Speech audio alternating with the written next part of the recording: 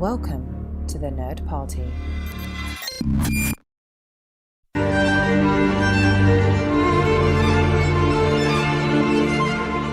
Hello and welcome to the A24 project here on the Nerd Party Network. Every 2 weeks, me and Dallas look at 2 films from the A24 filmography, and in between we try and bring you interviews with the talent involved in front of and behind the camera.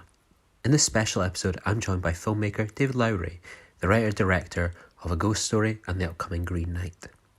It was a real pleasure to welcome David onto the show, and thanks to him for coming on. I hope you will enjoy this interview, and we'll see you again next week. What were sort of your early inspirations, and what was your sort of journey towards being a filmmaker? I decided that I wanted to make movies when I was 7 years old, and it was entirely based upon my love of Star Wars. And I think my mom had checked a book out of the library for me about how Star Wars was made, and it seemed pretty good to me. It seemed like making movies was a pretty good time. So I just decided that that's what I wanted to do, and I've been on a one-track journey ever since then. You're sort of a jack of all trades. You're a producer, editor, filmmaker, writer. You worked across a lot of kind of different visual fields. Has that always been the appeal for you, to not just be kind of pigeonholed as a writer or a director? Well, I think I've always wanted to be a director. That was always the goal, was to make my own movies. But I didn't go to film school, and I didn't really know how to do anything at all when I first started. So I just figured the best thing I could do for myself was just learn as much as possible. And as a result, I wound up wearing a lot of different hats on a lot of different projects. And I am, if you look on IMDb, I've got a bazillion credits on things, like credited as a cinematographer on a couple movies. I am not a cinematographer. I'm a terrible cinematographer, but it was very useful to learn it was useful to learn that I'm not good, And so I always, sought out, projects to work on, things that my friends were making, things that friends of friends were making, anything I could work on to just learn more about how to make my own films. And at a certain point, editing became a career for me for a couple of years because I really loved it and I was pretty good at it. And it's one of my favorite parts of the filmmaking process. But, in the back of my mind, it was always like, this is something I'm doing while I'm working on getting my own projects off the ground. Did that sort of maybe kind of tie back into sort of your Star Wars inspirations? You always think of something like George Lucas on those films, very much that sort of auteur kind of background. Did sort of that have an influence on you, or was there sort of other filmmakers that kind of pushed you down that road? I'm sure that George Lucas, remains. He still is. Like, I just watched Star Wars Episode 3: Revenge of the Sith the other night, which was the last movie he directed. And say what you will about the movie, but I still admire what he was trying to do with those prequel trilogies, and I think they are auteurist works in their own way. And I think in '94, when I was 13 years old, Pulp Fiction came out, and that really sort of ignited the concept of the writer-director in my head. You see at the end of that movie, you see written and directed by Quentin Tarantino in that big, wonderful font. And I think that was the first time I really had an understanding of a director's voice. And so Tarantino certainly had an influence on me. And then over the years, that's been countless. Like the number of filmmakers who have since influenced me and inspired me and made me want to, contribute to this craft. The list goes on and on, but I think those were the two early watermarks. Was George Lucas when I was 4, 5, 6 years old, and then Tarantino when I was 13 years old, and a million more in between and a million more after. But those two are pretty seismic.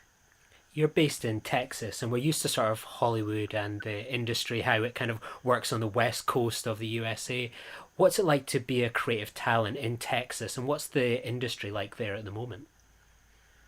Well, I moved here when I was 7 years old, and to Dallas, which is where I still live. And one of the very first things that I found out about Dallas was that this was where RoboCop was shot. and RoboCop was the first R-rated movie I ever saw, and I think I saw it shortly after moving here, against my parents' wishes, and so I always had like this idea that movies could get made here. That was always part of the appeal of Dallas, was like, oh, there are films that get made here.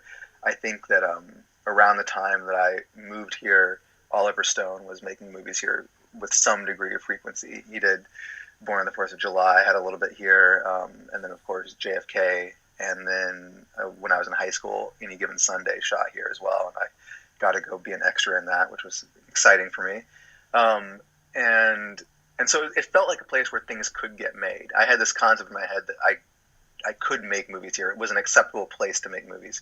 Also, Wes Anderson came from Dallas, and he shot his first movie here, and that came out when I was in high school. And definitely, when you see Bottle Rocket in high school, you're like, oh, feels like something I could make with my friends. I didn't quite understand what $5 million would buy me at that point, but it just felt like the type of movie I could make. And I knew all those locations. It just looked so familiar. It's like when you see a movie that's shot in your own town, in your own backyard, and it's not LA, and it's not New York, it just makes it feel that much more manageable. So again, I mentioned I didn't go to film school, so I kind of just started making movies once I got out of high school. And I stayed here and kept doing it. And I had this idea in my head that I wasn't going to go to LA until I had a reason to go there for my as a filmmaker. I wasn't going to go there on my own dime. I was going to wait till someone brought me out there because they wanted to meet me or something like that. And that's actually what wound up happening. And I have lived in LA. I really like LA. I have done time in New York as well. Saying done time makes it sound like a bad thing, but I love New York as well. But there was a certain point in my life where I shifted from wanting to get out of Dallas to feeling like I kind of liked staying here. And now that I'm in my 30s, I do like staying here. I really kind of feel like it's good to get outside of the hubs of the industry to a place where the industry still exists, but is, it's not huge here. There's stuff that shoots here. There, people are employed as in the film crafts here, but there's not a ton of work. And that's a thing I'd like to change, of course. I'd like to bring more work here if I can, but it has this nice feeling of being just outside of the industry, just anonymous enough. No one really knows what Dallas is like. No one has a good idea of the city itself, and I can kind of just disappear here, which is really helpful for me. The first film of yours that caught my attention and was like the first time I'd heard of you was A Ghost Story, and I kind of dived into your films afterwards. I fell in love with the film and your style. What was the sort of genesis of A Ghost Story? It came from a number of different places. I was finishing up Pete's Dragon. I was in the last 4 or 5 months of post-production on that, and it had been a long process. It took about 3 years to make that movie, and that is a really long time for me because I have an incredibly short attention span, for better or for worse, and I can't pay attention to one thing for very long. So by the end of it, I really wanted to make something new. I wanted to focus on a different movie, and I loved Pete's Dragon. I mean, that's one of my favorite movies I've ever made, but I was ready to be done with it. And so I just started to think about St. Nick, my first feature, and how we'd made that, in 14 days for $12,000 in an abandoned house. And I just was getting very nostalgic about that and just wanted to make a movie like that again. And I'd had this idea, I don't know how far back, but this idea of making a haunted house movie where the ghost would be someone in a bedsheet. And so I just started letting that idea percolate over a couple of weeks. And then I read this article about a fault line on the Pacific Northwest. It was an article in the New Yorker, I believe, and it won the Pulitzer Prize and freaked everybody in America out because it was just about how America is well overdue for the North American continent is well overdue for a earth-shattering earthquake. And it really just made me feel like our world was fragile. I already felt that, like on a cultural level, on a societal level, and all of a sudden I realized, oh yeah, and the world itself as a physical object, geologically is incredibly fragile, and it's not going to put up with us for much longer. And so I kind of had a little bit of a freak out about that and a little bit of an existential crisis, and that sort of you know, kickstarted the writing process for A Ghost Story, which took all of one night.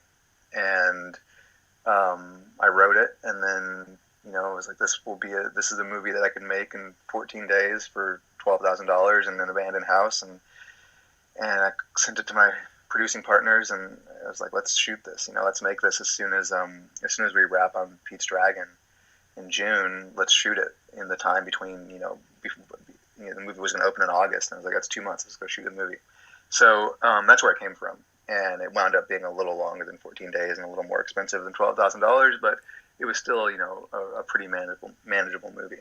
I remember sort of reading about that sort of script being written in a day. How did that develop over time, that script, or did it largely kind of remain the same from first initial draft to kind of shoot? The first draft was 10 pages, and then over the next week I expanded it to 30 pages. And I honestly can't remember what came out of those additional 20 pages. I think there was more material with Casey and Rooney. There was more dialogue with them at the beginning, and that kept changing too while we were shooting. I kept writing more scenes. We shot enough material with them to almost comprise an entire feature film. You're just sort of a slice of life of a married couple in trouble, and there's very little of that in the movie, but we just shot a lot of it so that we'd have material to play with in the edit. And all of that was written in one stage or another. And I think that 10-page draft did have the monologue that Will Oldham gives at the party. That was in there, but I can't remember what else changed. But it was, the intent was there. Even at 10 pages, it was probably pretty close to the finished film. And then the 30-page script is very close. There's not a lot of difference there. It's scene for scene, very, very close to what we shot. How long was the sort of film's production from this inception, this one day kind of script, to shooting kind of Rooney Mara and Casey Affleck on set?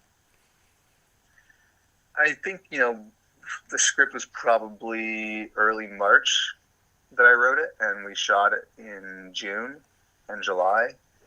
But we shot for 19 days initially. We did a 19-day shoot.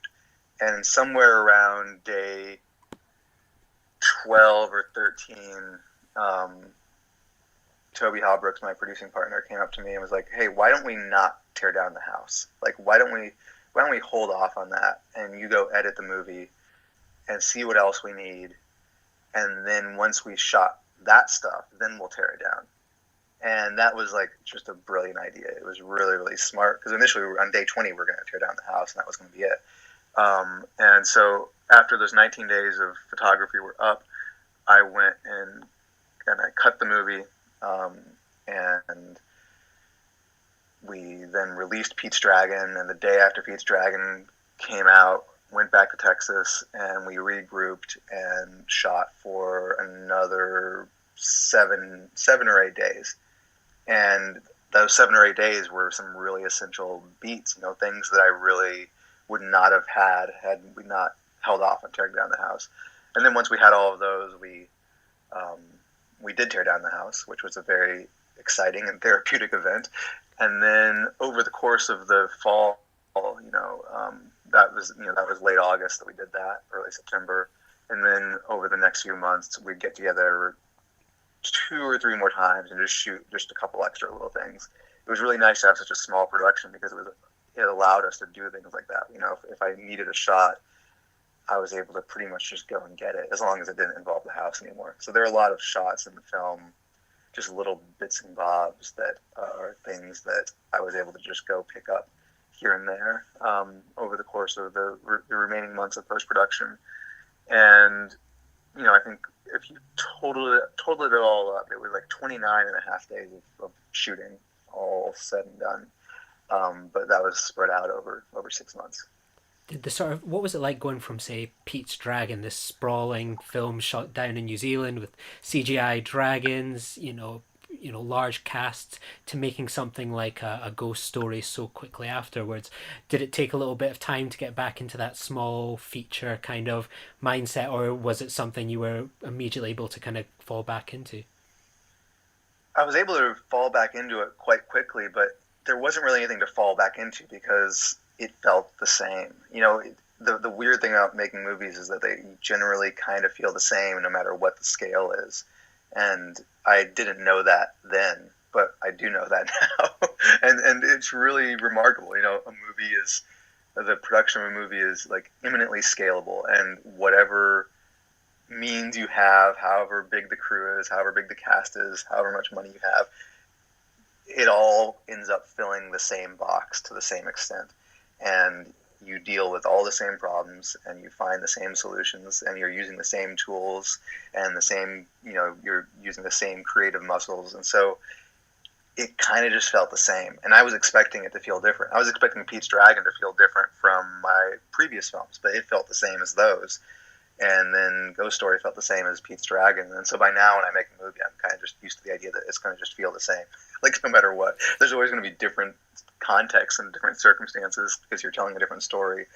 But the mindset with which you approach that storytelling procedure is usually the same. And at this point, you're kind of using the same gear from one movie to the next. Like, everyone shoots on Alexis or Reds these days. You're not really...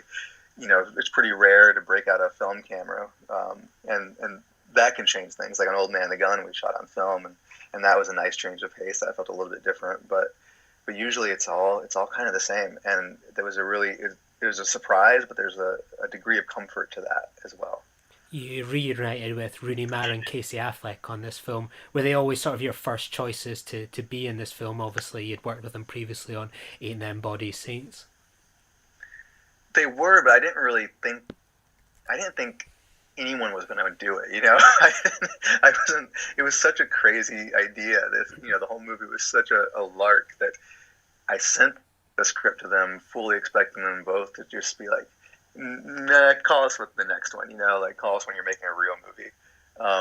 But they both just said yes, and so that was it. And it wasn't like I wrote the parts for them, but when I wrote the script and was going to get ready to make it, I just was like, it'd be kind of funny if Casey and Rooney were in it. I'll send it to them, and they both said yes. So, I mean, I'm incredibly grateful that they did say yes and that they trusted me and that they wanted to make something like this. I mean, it's a big testament to them as creative people that they would jump aboard something as bizarre as this. I mean, there was no way in making the movie that anyone, whether it was the cast or the crew, would have had a clue as to whether it would have turned out the way it did. It just, we shot a lot of material and a lot of bad material, and everyone just trusted that somehow we were going to turn it into something good.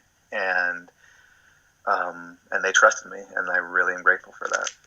I think the trust comes also from the audience. Did you have any worries that the audience wouldn't trust you or wouldn't be able to kind of go along with this film and its kind of design?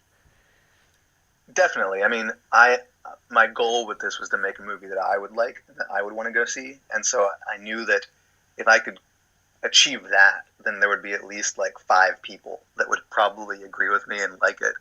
But beyond that, I wasn't expecting it to really have much reach. I didn't expect it to go very far. I figured it would be a very niche audience for this film. So really the threshold for me was like making sure I liked it and making sure it worked for me. And there was a long period where it didn't, and where I just felt it was a disaster. But at a certain point, as with most movies that I make, they clicked into place and started to work, and I became I became a captive audience to it. I really started to enjoy it, and it was a movie that I wasn't compromising on in any shape, way, or form. It was a movie that, like, this is a movie just for me. Like, when you make a movie like Pete's Dragon, you have to think about the audience. You have to think about every audience member. You have to make a movie that is appealing, hopefully, to every person in the world. That's the ideal thing. And that's not a great way to make a movie, but, when you're making a movie at that scale, that's what it needs to kind of do in order to be successful. And I think we did a pretty good job of it, but it was definitely like, you're always thinking like, okay, well, this makes me laugh, but we'll make a 7-year-old laugh. And with A Ghost Story, it was just like, this is just for me. Like, no one else needs to ever enjoy this movie, but I want to make something that I like. And I did. And the fact that so many other people also like it is both alarming and surprising, but also like so deeply gratifying that I can't even put it into words. It's one of those things when you were kind of touching on it there that you had this fear that kind of evaporated. What was the moment that you thought, this is all working, and you kind of the confidence started to surge through you?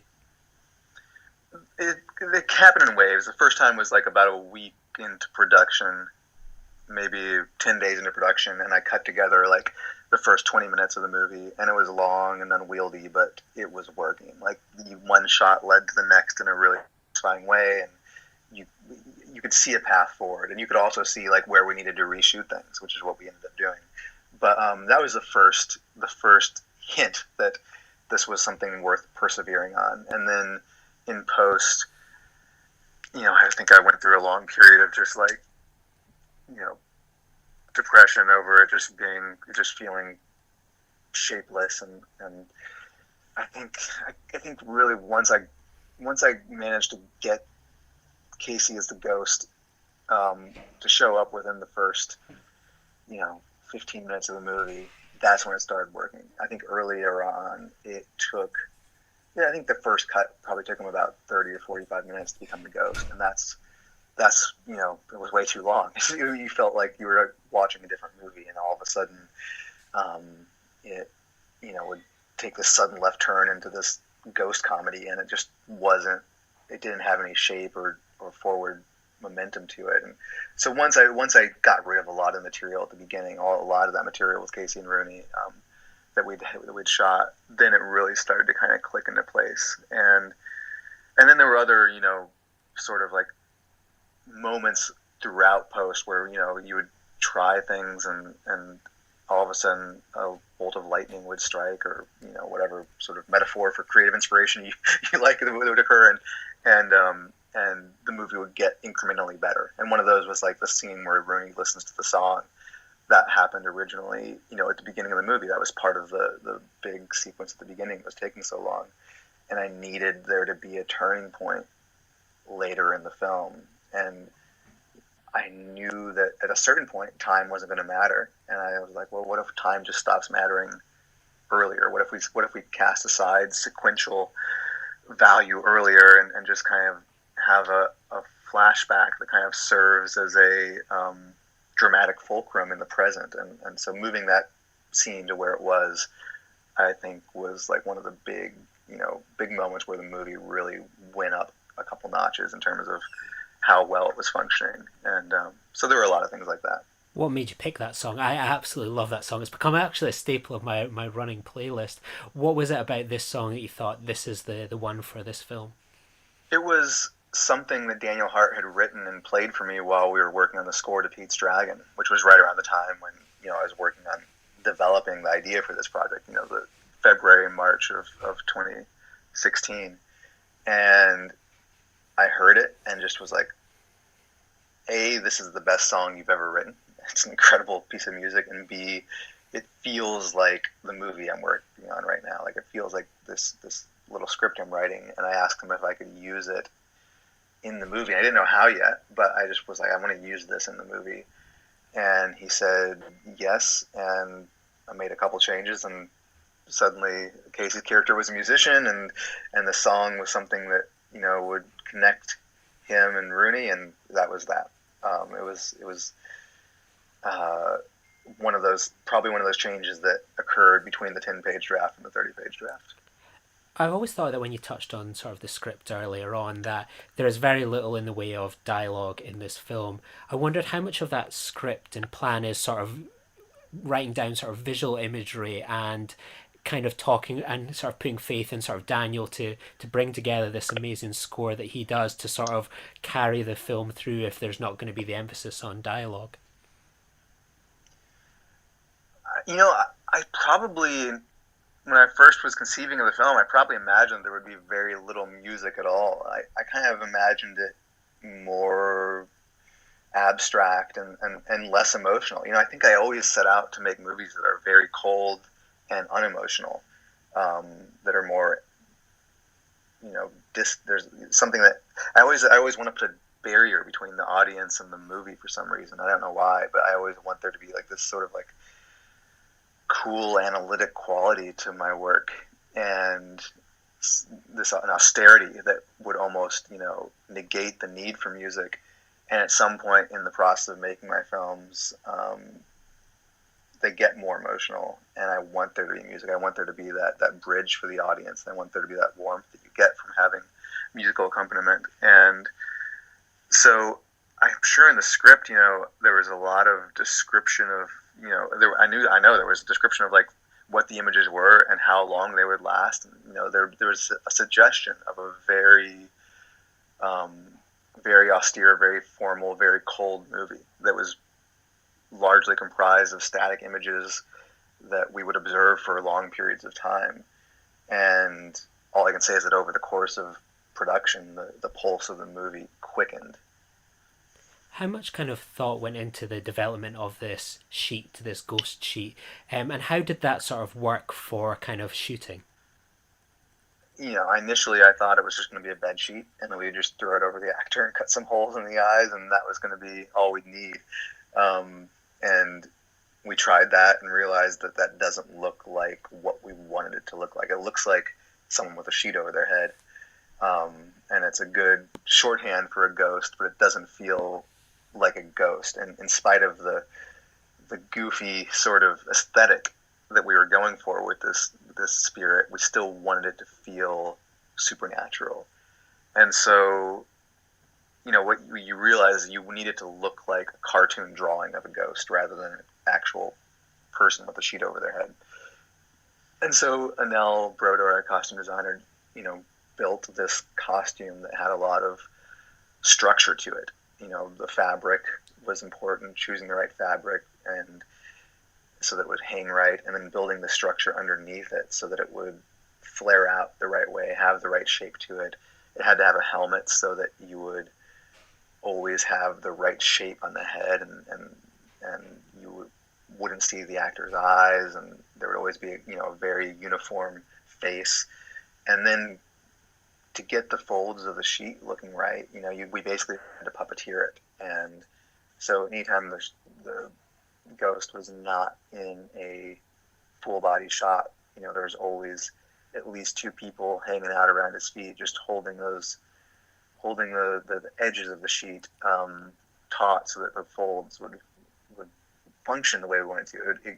If he turned his head the wrong way, they'd get bunched up, or they would just start to look goofy. And so we wanted them to always have a sort of sinewy flow to them, and that required a lot of puppeteering.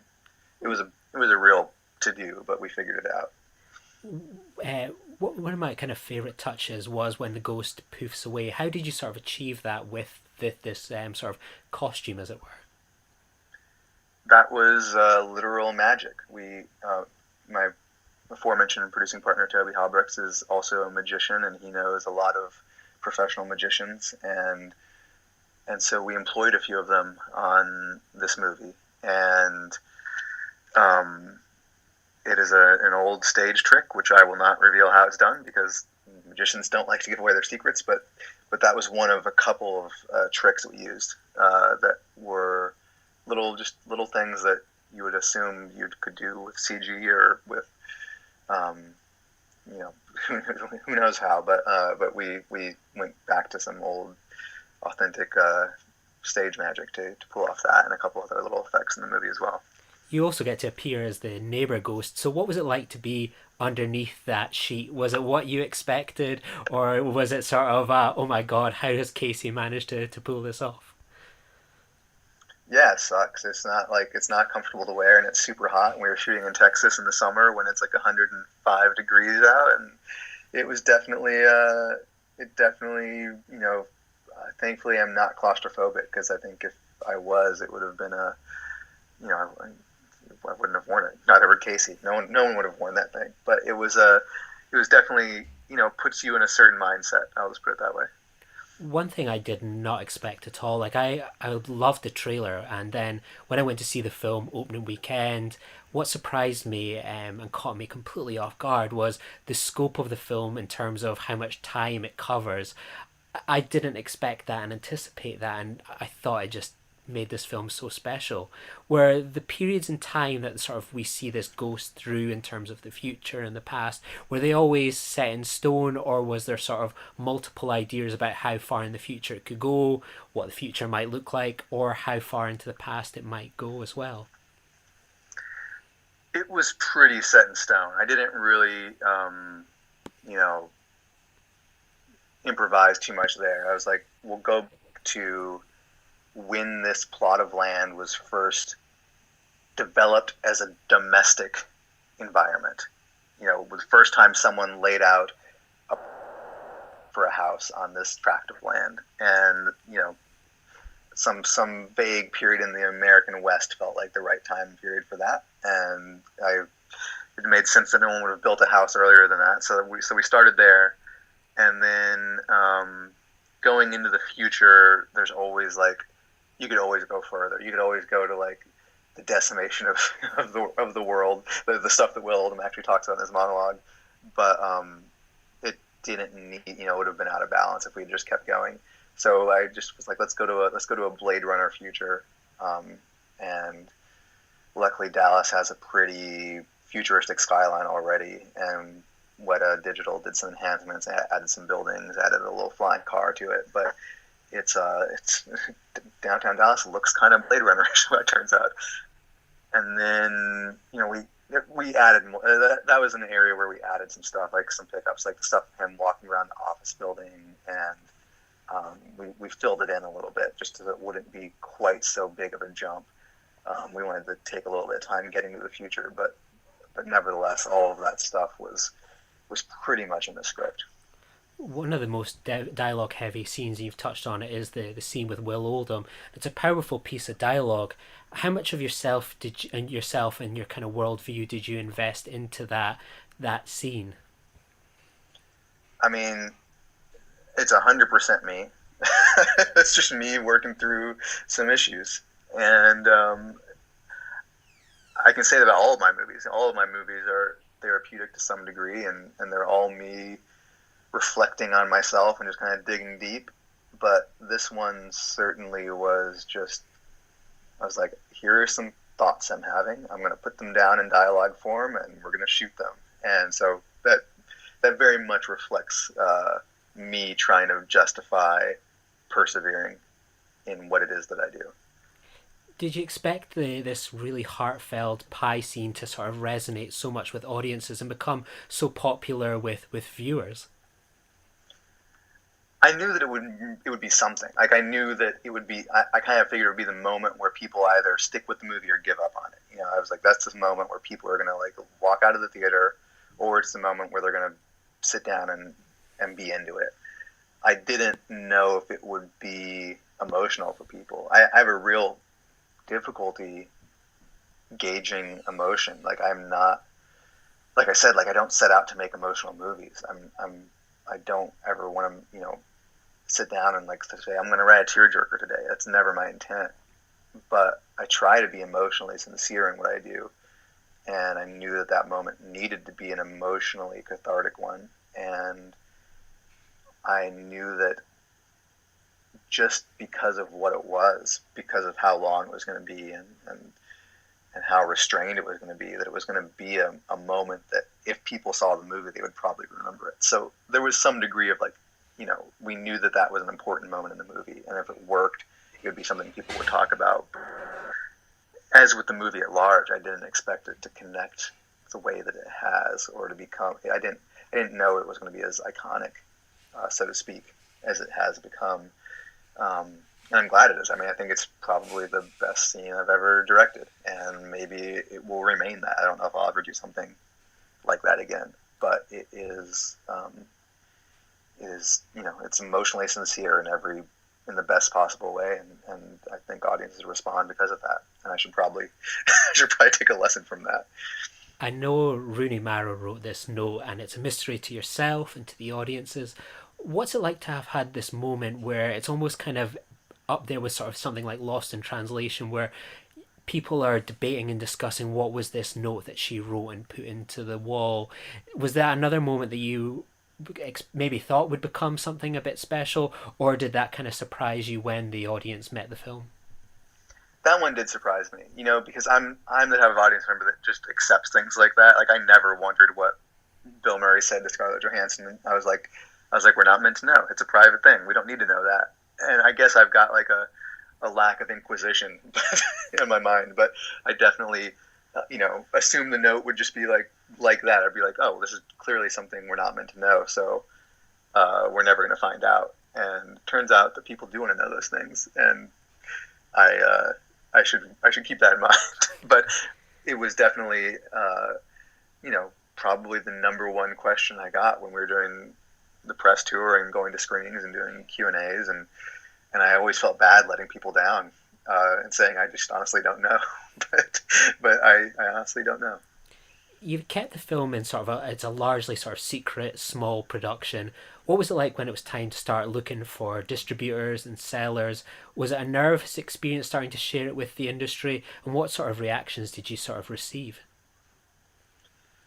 It wasn't really like nervous because you know we self-financed the movie and the budget was low enough that if we'd never sold it, it wasn't going to be disastrous. Like it'd be helpful to sell it because we spent money on it, but it definitely was like we made it at a price point where we knew that we could afford to lose that money, which was a luxurious position to be in.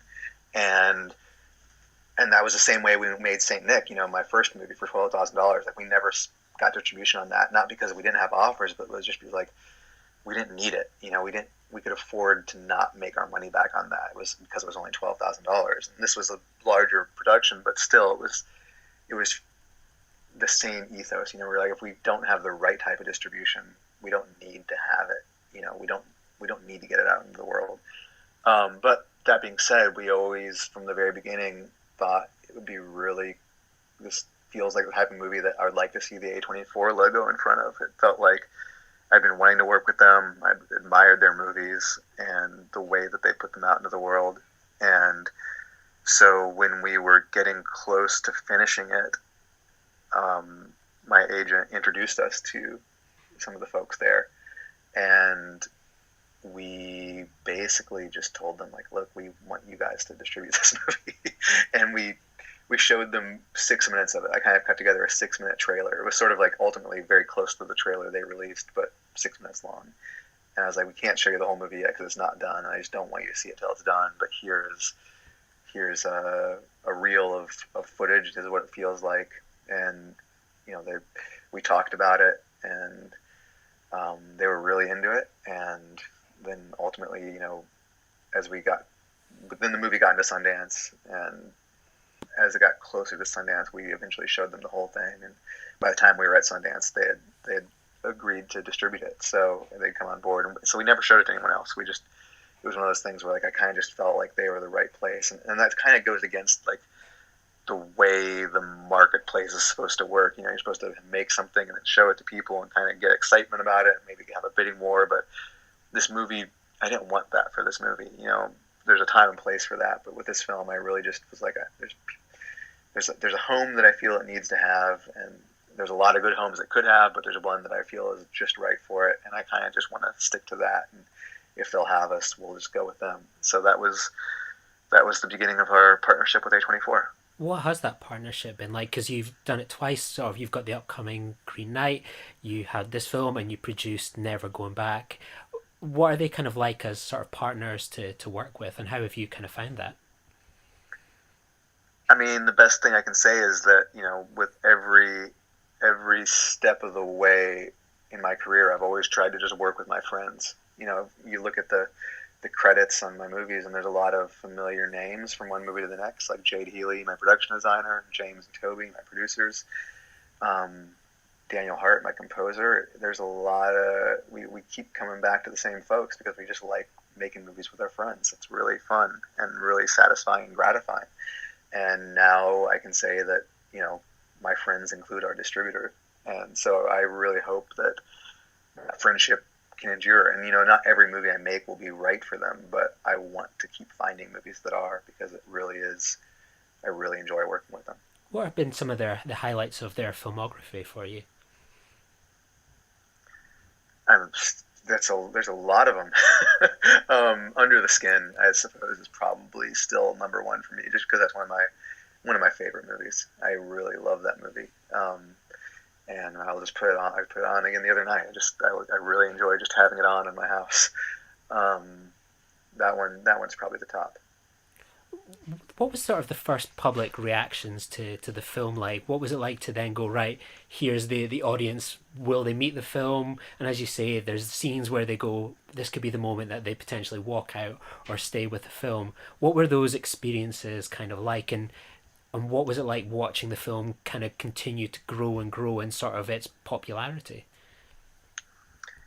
It was crazy. I mean, I didn't expect it. I don't watch my movies once they're done. I can't sit through the premiere. It's too stressful. So I went to Sundance, and we premiered on a Sunday, which was great because I got to just kind of hang out and enjoy other movies. I was on the jury that year for short films, so I was just busy being a jurist for juror for shorts, and watching a lot of great shorts.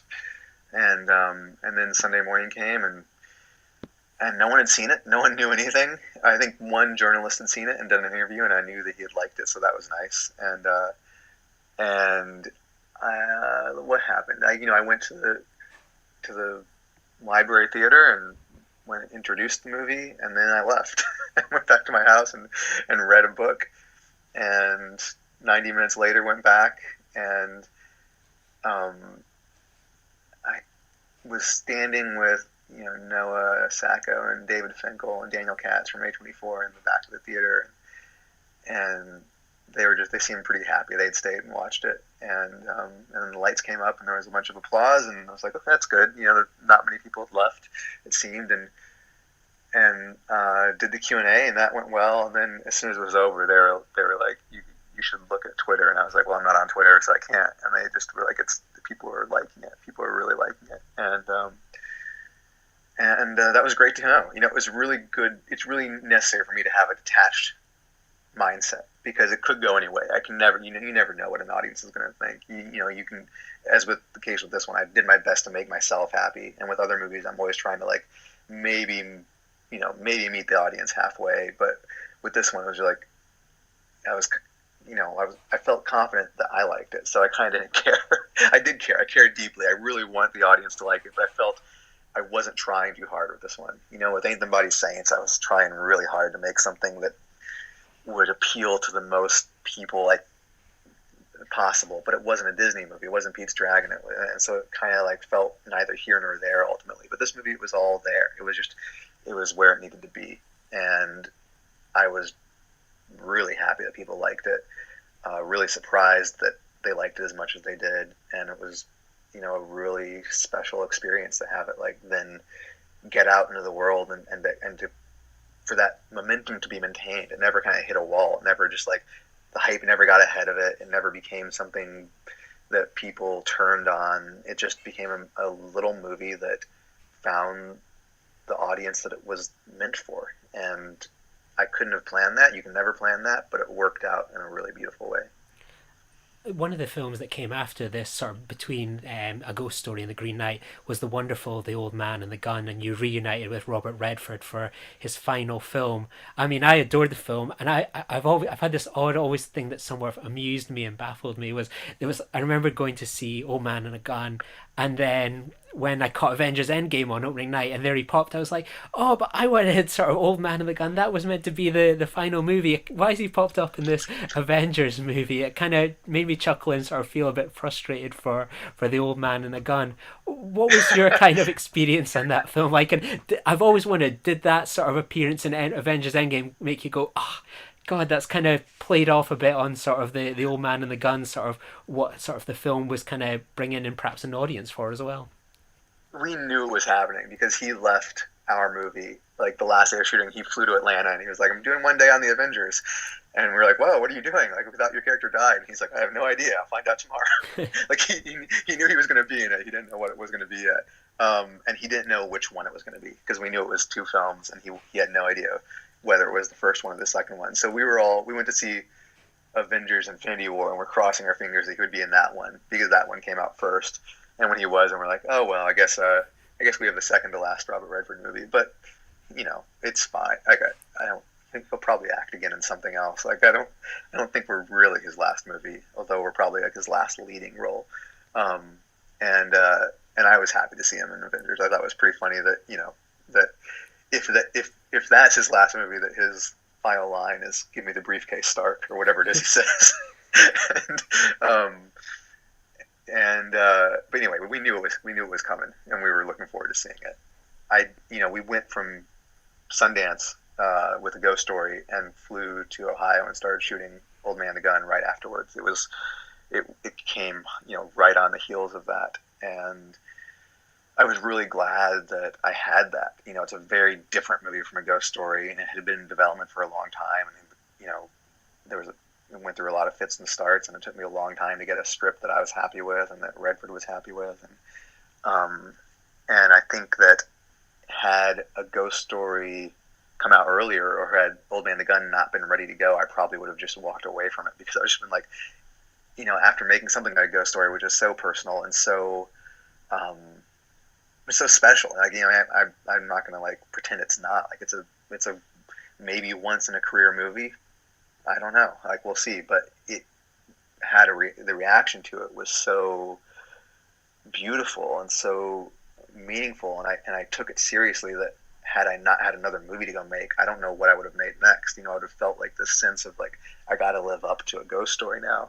But luckily, I had this completely different movie ready to go, and we were already in prep. So I was able to just sort of set a Ghost Story aside and go focus on something completely different, and that was really useful.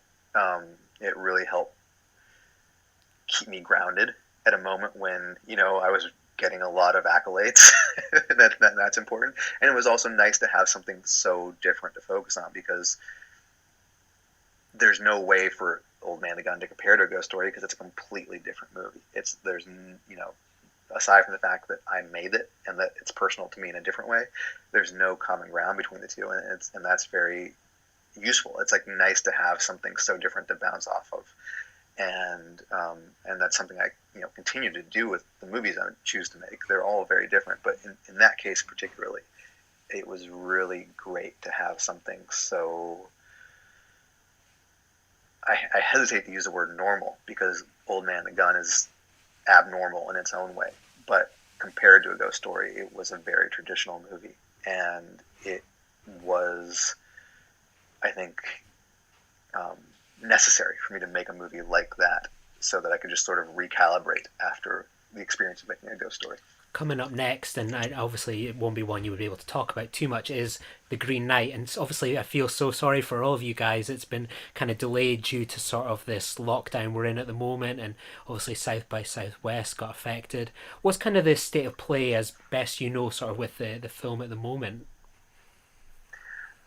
I mean, no one knows. That's the case with everything at the moment. No one knows anything, and we can guess and we can hope, but all I can say is that at some point audiences will see it, and they'll see it in the best way possible, given the circumstances. So hopefully that's in theaters. Hopefully theaters survive. I'm a big time defender of the theatrical experience, and one of the things I love about A24 is that they are as well. The vast majority of their films go to the theaters, go to the big screen before they hit VOD and home video. So I hope that there are theaters to come back to. But if not, I won't be able to see the movie. I hope that if I were just an audience member and I'd been stuck at home for 6 months and I wanted to see a new movie, I'd rather see it at home than not see it at all. So I'm confident it'll be seen soon, but soon is variable. And in the meantime, like the nice, one of the few silver linings is that I like to sit on movies for a little while after they're done to make sure that they really are done. And we were really rushing to try to get done for South by Southwest, and the movie, if we'd shown it there, would not have been fully finished. It would have been close, but not quite done. And so now we're at a point where everything's shut down, and we're mostly done. You know, if we had to release the movie tomorrow, it would be pretty close to where it needs to be. But we're able to take a breather and sit with it. And if any improvements come to mind over the duration, however long that duration is, it'll be nice it'll be a luxury to get to go in and make some tweaks. So that's the one silver lining. And it's not a great one, but I'll take it because we need all the silver linings we can get right now. Yeah, I noticed there was been like some discussion about sort of Amazon providing like a platform for South by Southwest films. Kind of, what's your feeling on this? Do you think this is something you could maybe imagine Green Knight going to, or do you think, as I say, just sort of sitting on it and eventually the time will come for the film to get released? Yeah, I think that Amazon South by partnership is great. And had I been at South by with my film Saint Nick that came out in 2009, I would have jumped on that. I would have absolutely jumped on that. But in our case, we were one of the lucky films already had distribution. We weren't going to the festival to seek distribution or to make a name for the film. It was a launch for the movie, and so that was, for us, it was a lucky place to be because we were able to, we can pivot. The movie wasn't depending on that premiere. But I've been in that position before. I've been in that position where, like, in 2009 when I had St. Nick there, if that festival had been canceled and they had not been able to show my movie, I probably would not be talking to you today. I'm sure I would be making movies, but I don't know in what direction my career would have gone. So for all the filmmakers in that position, that's who it really affects. And I really feel for them, and I really hope that all of these alternative means of distribution or exhibition or whatever shape the festival circuit of 2020 takes over the ensuing months, I hope they're able to utilize it. And honestly, I think at this point, if you have official selection of South by Southwest 2020 on your poster and your trailer, that's a badge of honor. You've been through some shit to get that at this point, and I hope all the filmmakers who have that wear it proudly. What attracted you to sort of the Arthurian kind of legend? Has this always been some kind of period of history and a genre that's some appeal to you? Yeah, the first script I ever wrote when I was like 7 was a adaptation of Sir Percival and the Fisher King. I really got into Grail mythology after Indiana Jones and the Last Crusade. Like, that was like, I'd never heard of the Holy Grail before, and watched that movie and loved it because I just loved Indiana Jones, and got into the Grail myths as a result of that, which of course are very inclusive of King Arthur and his knights. So it was always something that I kind of, I liked. It wasn't a particular, source of, shall I say, like, it wasn't what I wasn't a scholar in my off time of Arthurian lore, but I had an affinity for it. And I, around the time I was finishing Old Man the Gun, I was just kind of thinking about what I wanted to make next, much in the same way that I was thinking about after Ghost Story or after Pete's Dragon, what I wanted to do that, was sort of left of center. And I just was thinking about Willow, the Ron Howard movie, which I was also a really big fan of, and just thought it'd be fun to make a weird fantasy quest movie. I was trying to think of something I could do low budget again, and I was like, wow, if a character is just traveling, across the landscape, that's pretty low budget. That's pretty affordable. We could make a movie like that, and I could do a movie about a night on a journey and a night on a quest, and keep the costs pretty low, and just one actor traveling, like, no problem. And of course, it quickly turned into something much bigger than that, as these things tend to do. But I just took that inclination to make a movie like that and just sort of attached it to Sir Gawain and the Green Knight, which was one of the canonical Western texts that you read in your freshman English class if you're an English major, which I was. And I'd always liked that story and felt that there was room for cinematic interpretation that had not been taken yet. And so I reread the poem and wrote the script at the same time. I was just writing as I went. And by the end of it, it was definitely bigger than a one night journeying across the landscape movie. And I was pretty sure no one would ever pay for it. But cut to 3 months later, we were in Ireland scouting locations. So it came together pretty quickly. I love that you've cast Dev Patel. I think he's continuing year on year to be such a great leading man. Was he always sort of in mind for this role for you? He wasn't. I didn't really have anyone in mind for it. And it was, I didn't write it for an actor, which sometimes I do, sometimes I don't. And so I really just wanted to find someone who, the character of Gawain in the poem is like the most honorable knight in Arthur's court. And the one big change I made in adapting it was like, I need him to get there, but I don't want him to be there at the beginning. And so I wanted the character to be kind of a tool, just kind of like he's not like a horrible person, but he's someone who probably thinks he's better than he is, and just is not he's a guy with a lot of room for self-improvement. And I wanted to make sure that I could have him be that type of character, but that the audiences wouldn't reject him. So I needed someone who was charismatic and just would endear themselves to the audience no matter how much of an asshole he may be. And when I met Dev, I'd seen his movies, and I had not really thought of him for the part, but his agent called me and was like, you should really think about him for this. I think he'd be good. And so I rewatched Lion, and just watching Lion and thinking about him playing a medieval knight, it instantly clicked. Like I was like, oh wait, yeah, there's a nobility, a regality to him. He has a knightly countenance already, and the idea of seeing him on a horse with a sword and an axe, like all of a sudden, like the movie started to click into place on a visual level that it hadn't before. And then when I met him, he's just such a wonderful person, such a warm and empathetic and caring human being. He's so enthusiastic about everything he does.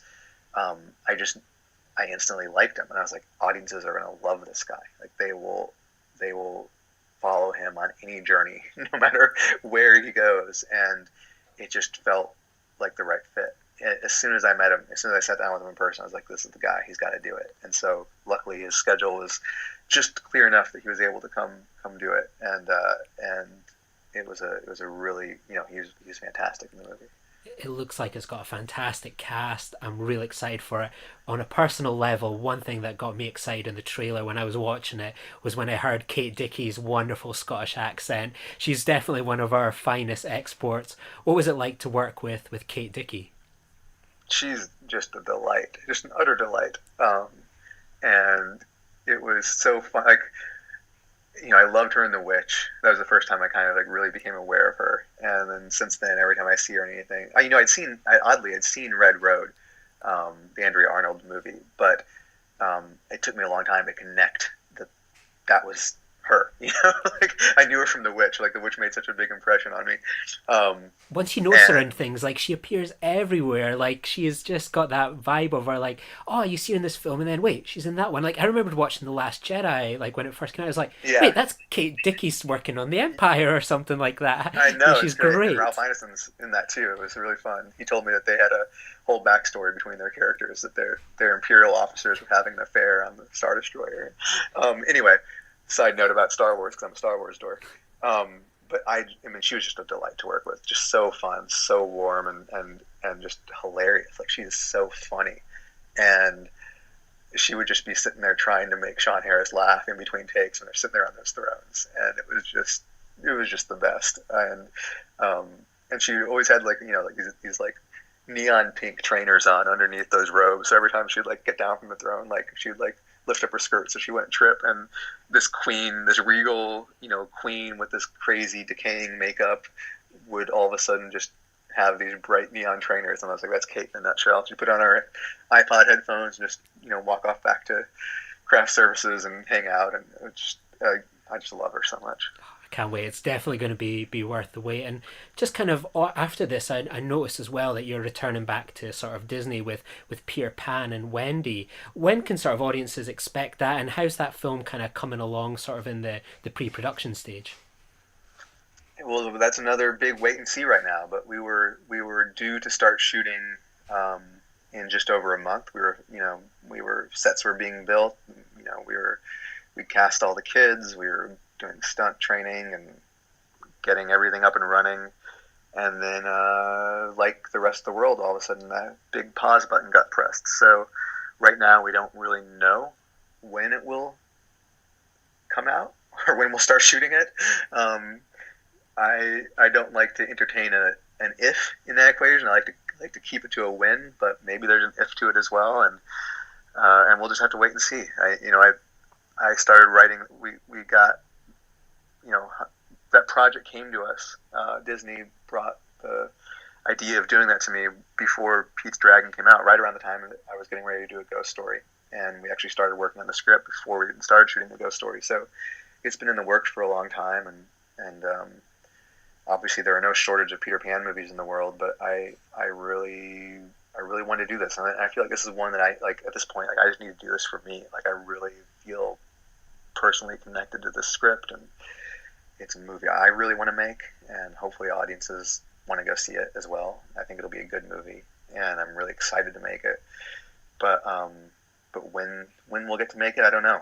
Um, we'll see how long Disney is willing to pay for a soundstage with a bunch of half finished sets on it, and we're all hoping that we can get back to it soon because it was really getting to an exciting stage. Like we were getting ready to go. It was a couple weeks out, but and it was supposed to come out next July.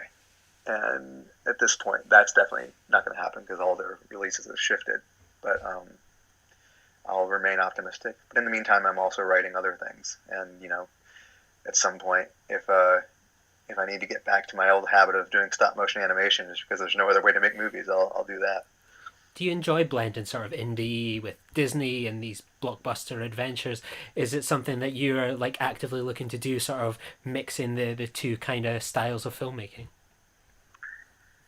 It's not like I'm trying to like find a balance. It's just that I like all sorts of different types of movies, and I don't want to limit myself to any one type. The big budget ones take longer. Um, they take a long time to make. Pete's Dragon was 3 years, and we've been working on the Peter Pan and Wendy script for 4 years at this point. And when we start, if we had started production when we had planned, it would have been about 14 months from start to finish before it came out, and that is pretty fast for one of those movies. Um, and but still, it's a chunk of time, and you can make a movie like Ghost Story or Old Man the Gun much more quickly. And so when I'm done making a big one and I want to make something else, it's just a little bit easier to get a smaller movie off the ground. So that's where that back and forth comes from. I'm sure at some point, if I'm lucky enough, I'll make back to back big movies. And I hate calling them big. They're all big. Green Knight was way bigger than Pete's Dragon in terms of what we were trying to do. It's like Pete's Dragon is a pretty little movie when it all is said and done. It's not a lot of characters, not a lot of locations, mostly in the woods, and there just happens to be a giant dragon that that was very expensive. But Green Knight, is a far more epic movie. And the budget was vastly smaller. It was a fraction of Pete's Dragon, but it's a much bigger movie. So the the back and forth doesn't really ultimately. It's not as binary as it sounds, because every movie's different, and so you could break it down to Disney movies versus A24 movies because it kind of seems like that's where I'm going right now with a little Fox Searchlight mixed in. But it really for me just comes down to my taste in movies is vast, and I want to make all types of films, and ultimately they're all going to feel kind of the same because I'm making them. But like that box I talked about earlier, the box that the movie fits in is going to just keep changing shapes and sizes because whether it's a deep-seated obsession or a passing fancy, I'll have an idea that will be different from something I've made before. It'll need a different size box to put it in. And finally, I suppose that almost seems like the perfect kind of question to leave it on. You obviously we're all in lockdown just now. what kind of films, books, in addition to sort of Star Wars or podcasts, what are you kind of reading and watching just now that you would maybe recommend people to maybe watch during their sort of lockdown spell? I mean, Mad Max Fury Road was, it's one of my favorite movies of the past ever. It's one of my favorite movies, and it proved to be particularly therapeutic when I watched it last week. Really, really good movie to watch right now, I would say. Um, I had never seen really any Louis Malle movies. I'd seen Pretty Baby a long time ago, and I'd seen My Dinner with Andre, and I got that Criterion box set of the Wallace Shawn Andre Gregory movies, and I was watching those. And so watched My Dinner with Andre again, then watched Vanya on 42nd Street, and was like, you know what? I've never seen any Louis Malle movies. So they're all on the Criterion channel, and I also just got a bunch of them on Blu-ray from Criterion because I like physical media, and just decided to just go through all of his movies one at a time. And I've been doing that, and it's just been fantastic. And I'm like, how have I missed out on this guy?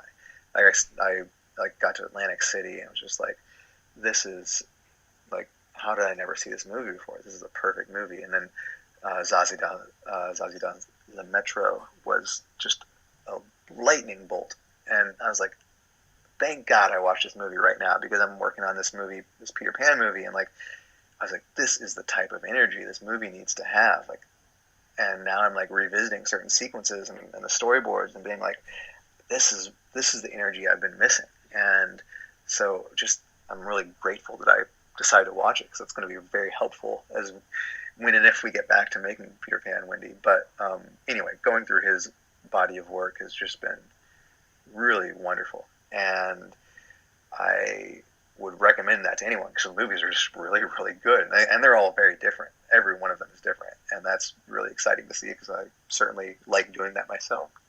Um, and then last fall, I watched every Miyazaki movie from start to finish. There's a podcast I really like called Blank Check with David and Griffin that I've been a guest on a few times, and they break down directors' filmographies one movie at a time. And the last fall they were covering Miyazaki, and so I'd only ever seen a few of his movies, and I liked them, but didn't, they weren't necessarily my cup of tea whenever I saw them at the time. And so I just started from the beginning, and if they weren't my cup of tea then, they sure were now. Like, I love them. I just became enraptured, and I was like, why did I not respond to this earlier? Why have these not been some of my favorite movies of all time until now? And so that was all last fall, but right now I feel like I kind of just want to start over again and rewatch all of his movies because it felt so nourishing. Like, his work was just so enriching and made me feel better about life in a lot of ways. So right now it feels like a really good time to dive into his filmography and watch those one at a time, starting at the beginning and getting to The Wind Rises, and hopefully we'll get a new movie from him at some point. Maybe not this year, but next year, and that'll be a nice thing to look forward to. Well, I'm looking forward to your films in the future as well. But honestly, thank you so much for talking with me today. As I say, Ghost Story and your filmography have been real standouts for me. And I mean, like, our podcast artwork is clearly inspired by a ghost story, and I have the quad poster in a tube Amazing. just waiting to be put up. So it's been a real pleasure. Awesome, thank you. I really appreciate it.